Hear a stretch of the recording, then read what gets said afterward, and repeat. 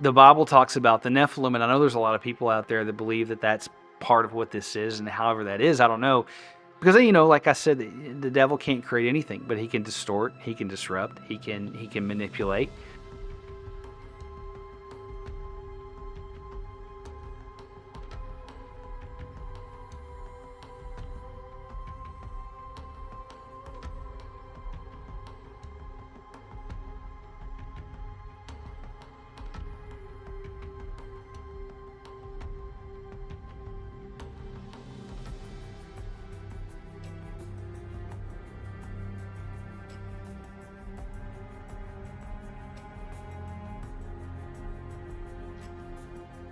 Hey guys, welcome to another episode of Mysteries Unknown, where we talk about the mysteries in the universe from a cop's perspective.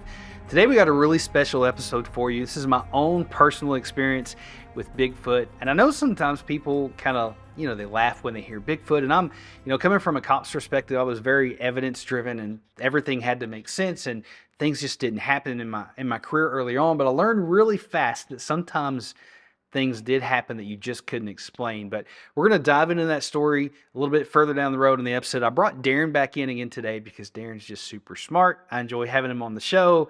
He's one of my best friends. We always have a good time together. So anyways, we're going to kind of talk about my story and unpack some of this. I'm hoping to get my wife on the next episode because she was with me when this experience happened. And my wife doesn't believe anything unless she can absolutely prove it. She's still skeptics about this, but we'll just jump right into the story. And there's a reason that we're filming at this location because this is where my experience happened at. Darren knows a little bit about the story, but me and my wife were coming back from date night, and we had ate dinner, and we were just listening to music and driving back in our car. And so this place is kind of rural and there's a lot of woods around, and we were on the main highway and we were driving up probably going about 55 miles an hour. Now my experience does not last very long, and there's a lot of things that I'm still trying to piece together and try to figure out because some of this story does not make sense. The only thing that fits for me is Bigfoot. Now my wife laughs at me. Darren, you might laugh at me, but I'm going to lay this all out, and then we're going to talk about the evidence and come at it like I would working a case as a detective. So we were driving, cold night. It was raining, misty. It was probably about 10 o'clock at night, and going about 55 miles an hour. And we're coming up this hill, and I'll never forget it. Out of the peripheral vision of my eye, I see this big, huge, and I mean, it took up the whole windshield, every bit of it, coming from the right side of the car.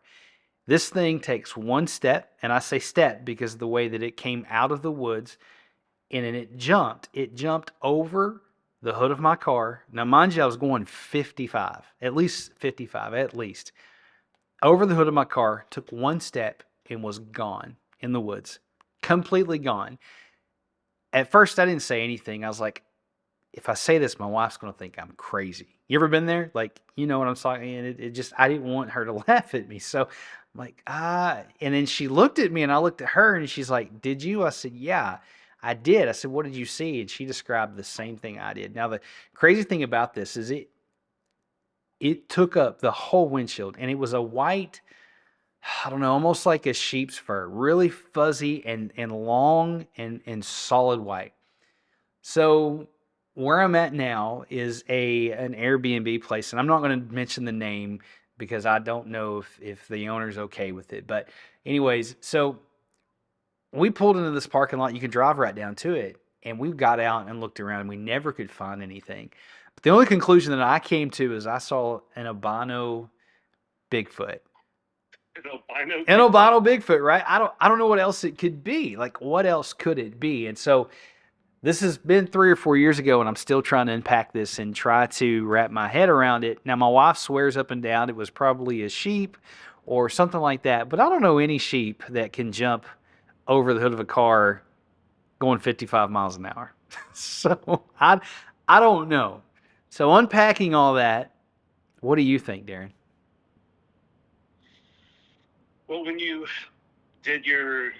anything disturb your car? Like, when you were driving, did you, like, did it, like, something scamper across the hood? Was there like did it just cleared it?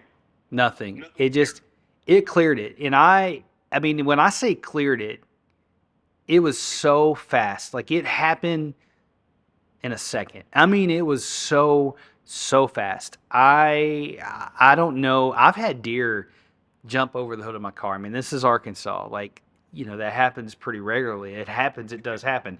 I don't know if it happens where you're at, but here it happens. Um, and there are albino deer here in Arkansas. That does happen. It's pretty rare, but it does happen. Right. This was no deer.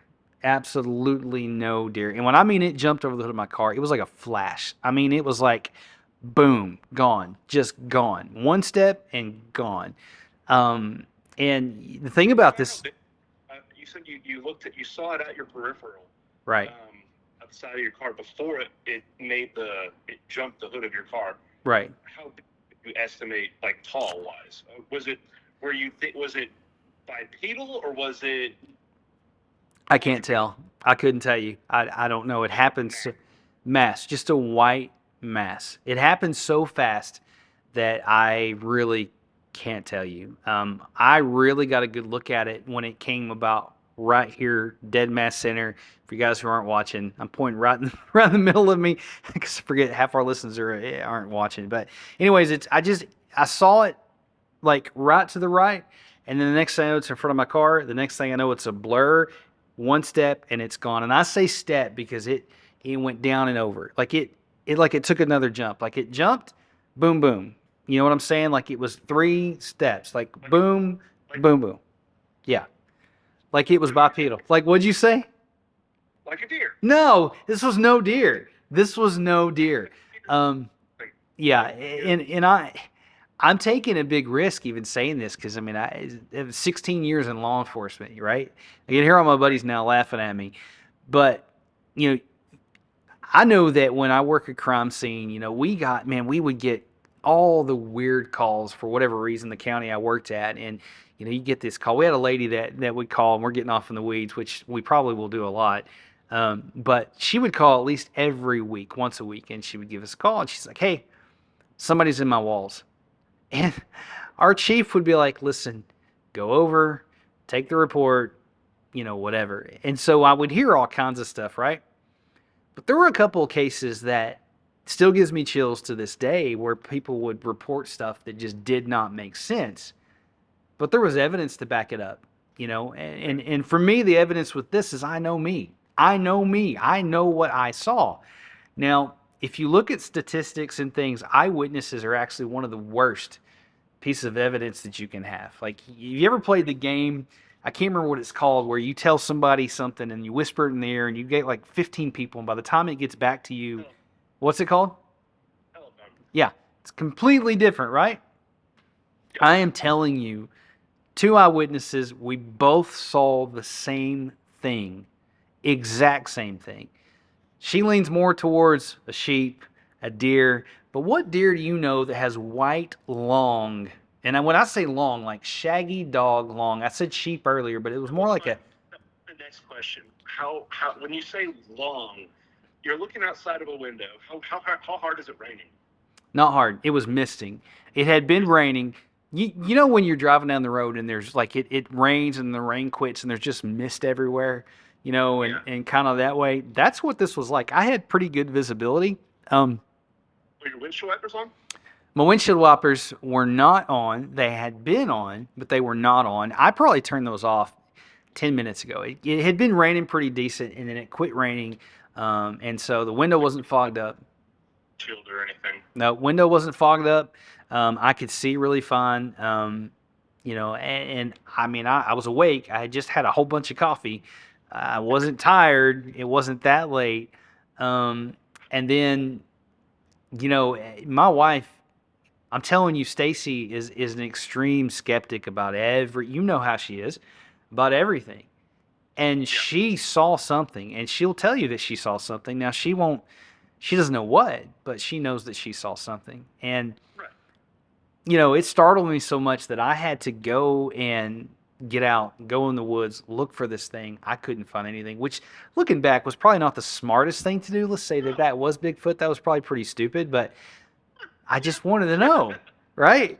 Um, but if you look at this from somebody else's perspective, I know it sounds crazy, but what, let's get back to the hair thing. It had like a more like a sheepdog. How sheepdog, the dogs where they can't see their eyes, their hair's over their face. It was that kind of matted long hair, um, but it was massive. And when I mean massive, this thing was it took up the windshield of my car. Massive. Um, One step, cleared it, and gone. I don't guess I'll ever know what it is. And I'm a little bit creeped out staying here tonight because I rented a little cabin in the woods where this thing was at. And I know about 3 o'clock in the morning, I'll be like, what was that? But, anyways, um, I don't know. That's what this whole podcast really originated from. It's just like, I want to take those kind of things and look at them from a cop's perspective. And I guess I should say, retired cop. I'm not a cop anymore, obviously, but what I would look at this as if somebody came to me and had evidence other than eyewitness, because that's all I've got, and try to figure this stuff out. But I don't know, man. If I came to you and I told you, what's your first thought? What's the first, like, this dude's crazy, he's off his rocker, what would you think? So the way you described it, bounding over the hood of your car and like taking a step, you have this sort of motion where it goes over, Right. and then sort of like launches back in, Right. like on the back end. My first thought, obviously, the motion is that of a deer, Right. because you have this deer, like, just like, they kind of bounce. Right. You ever seen them? I know that there can be albino deer. You've Oh yeah, I've seen them. seen one before. Yeah. I'm not sure if there's sheep in your area. No. No sheep that I know that could clear a car going 55 miles an hour. Yeah. Unless we have some. Do what? Are there wild horses, or are there horses in the area? No. We have what they call, I guess, alpacas, llama type of an animal. I know that there's people who have alpaca farms here, not far from this area.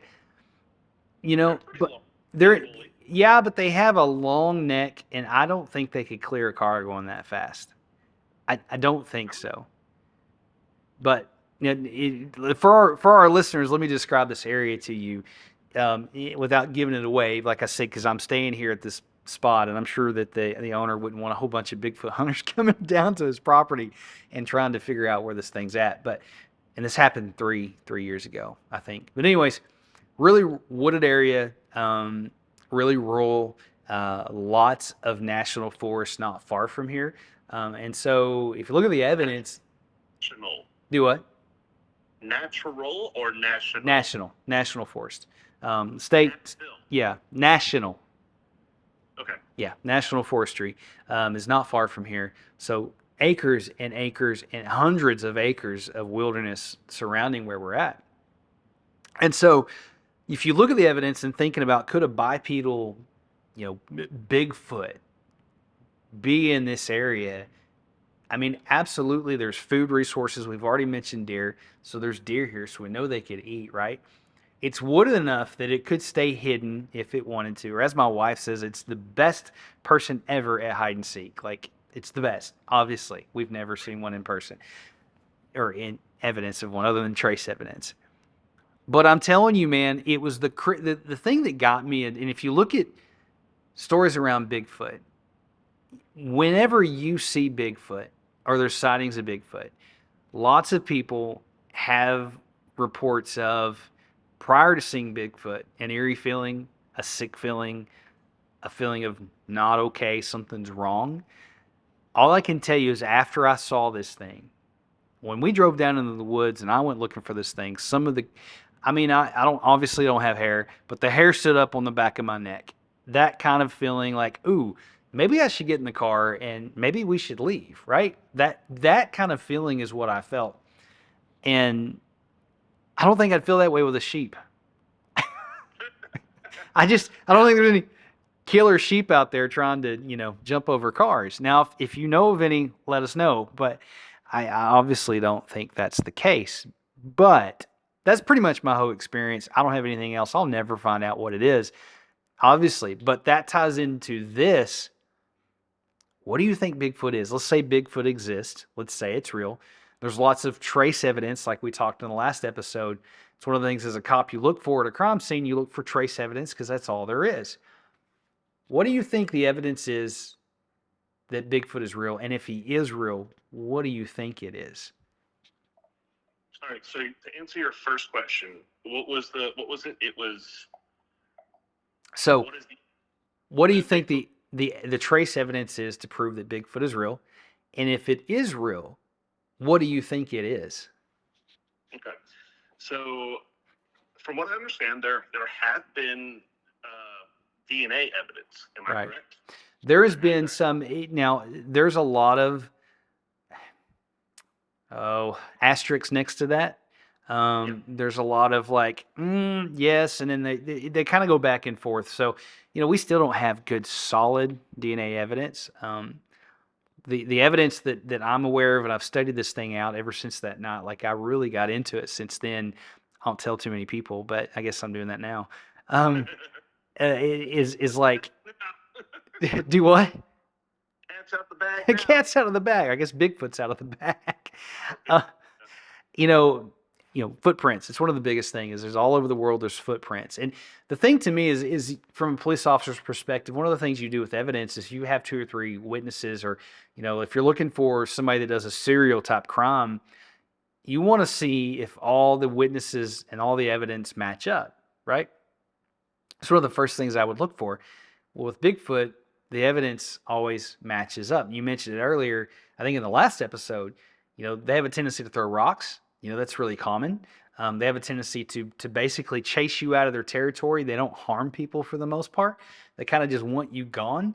And then they have the footprints and knocking. And this seems to be very, it reoccurs a lot. So to me, that's telling me that, whatever these people are seeing, it's got to be the same thing.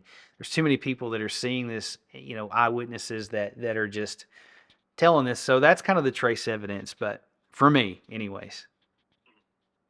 Okay. Well, I think you covered it.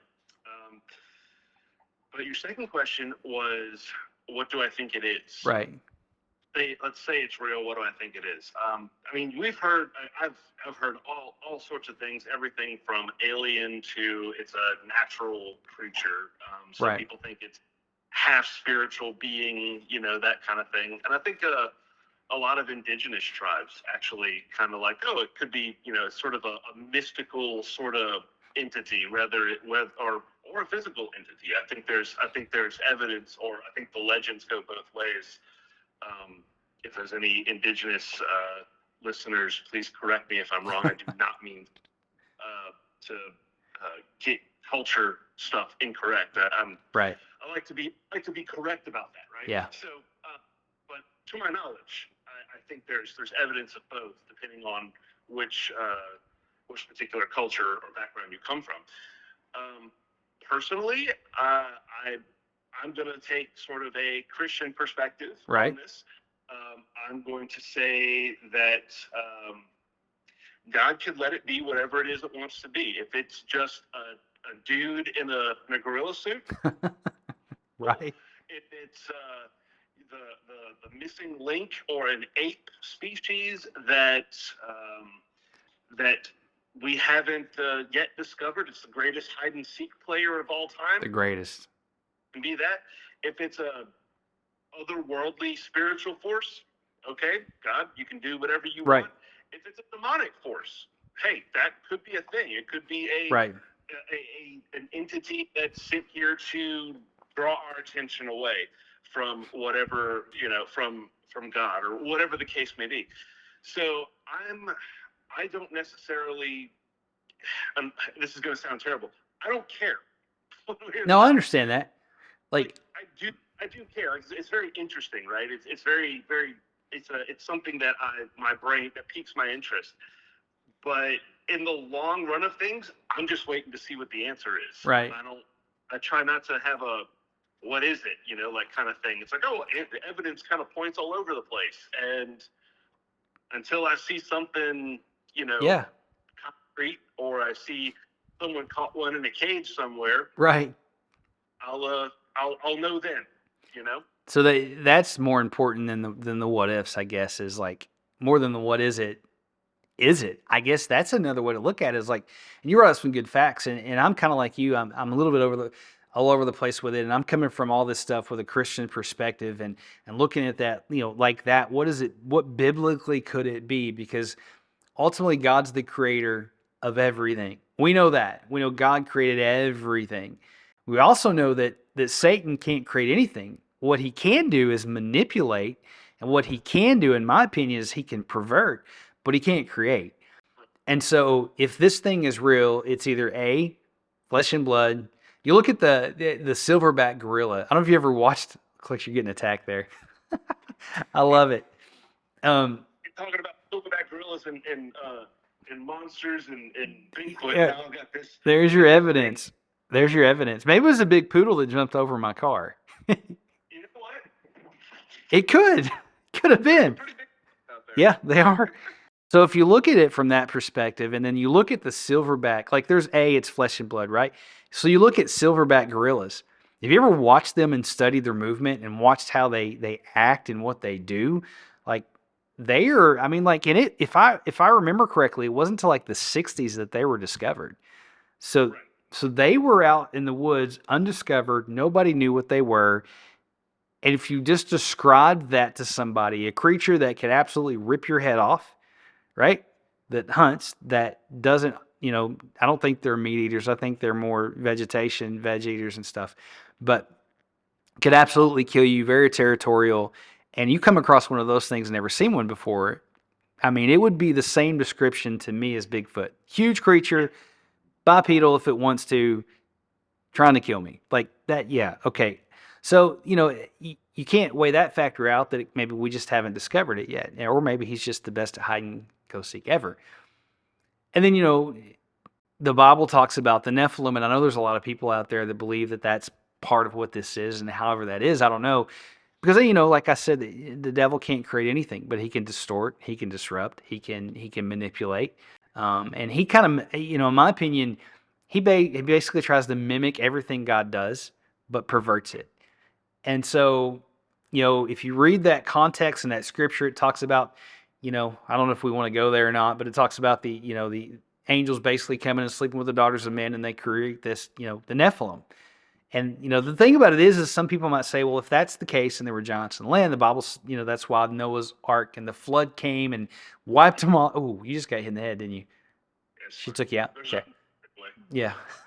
So it's like you have that perspective, and some people say the flood came and took them all out. Well, then I didn't notice this, but it says that the Nephilims were in their day, then they were after it. There's that wording in there that says they were after, and so you look at Goliath in the Bible, huge man, and I don't know if he was Nephilim or not, but anyways, so there's a lot of different things it could be. I certainly don't want to meet one on a rainy night in the middle of the woods, which that could have happened to me. Right. But, And yours was albino, apparently. about which, I guess it came from up north in Alaska, because I guess that's probably where they would be at, right? I don't know why he'd be hanging out here, but I do think that if their Bigfoot's real, that they migrate. I think that they migrate. And so this brings up another fact. But before we go there, what are your thoughts on there? Do you think that it could possibly be Nephilim? Do you think that's a possibility? Sure. Yeah. I mean, until this point, anything's a possibility, right? Right. We don't. Most, the world doesn't necessarily consider the Bible. A lot of the world doesn't consider the Bible real, and and for a quote unquote Bible believing Christian, either you believe all of it or you believe none of it. Right. So, I think that if it says that there was Nephilim, you kind of have to believe that there were Nephilim. There were Nephilim. Yeah. And whatever they were, there's, whether they were, we don't get too many descriptors. Very few. Yeah, it's very few. There's only a certain amount of scriptures now. Now the Book of Enoch mentions them a lot more, but it's not canon, right? Like we can get into all that, but it's not canon. But The Bible was very specific that there was something that came from that unholy unity between, fallen angels and I lost you for a second, between fallen angels and uh, you know, daughters of man. So yeah, so there's definitely something, but whatever it is, and I guess until we get hard evidence and somebody shoots one of these things and drags us out of the woods, we're not gonna really know. And even then, we're not gonna know what it is, right? Like we're not gonna know. So it will be, silverback gorilla in the '60s, right? basically, right? Huh? What is this? Yeah, and for me, I guess the fun of it, the mystery's gone at that point. It's like, oh, just another animal. So hopefully, Guess what happened? I guess I did almost get clobbered by a run over a Bigfoot. right? You could have solved the mystery. Man, right, if I'd have been just a few more seconds or a little bit faster, I would have taken it out. Yeah, just a little bit. Missed my opportunity. Or you were a police officer. You should have been speeding. That's right, because we all know all police officers speed when they're not supposed to. I never did that. Right? All right. Well, that's pretty much it. Unless you got anything else. Nah, man, I'm good. I'm just, just rolling the footage, man. I like this. This is fun. It's a lot of fun. Yeah, it's a lot of fun. So, hopefully you guys are enjoying this. We're going to just talk about all kinds of stuff, not just Bigfoot, any kind of mystery that's out there. One of the things that I definitely want to get into is the missing 411 stuff. That really intrigues me coming from a cop's perspective. I could talk a lot about that. I worked several missing cases over my career. We had one really big happen here in Arkansas that's still unsolved, and maybe we'll jump into that, talk about that on the next episode. But till next time, stay safe. Don't hit any Bigfoots. Peace. Yeah. See you guys. Bye. Later. Later.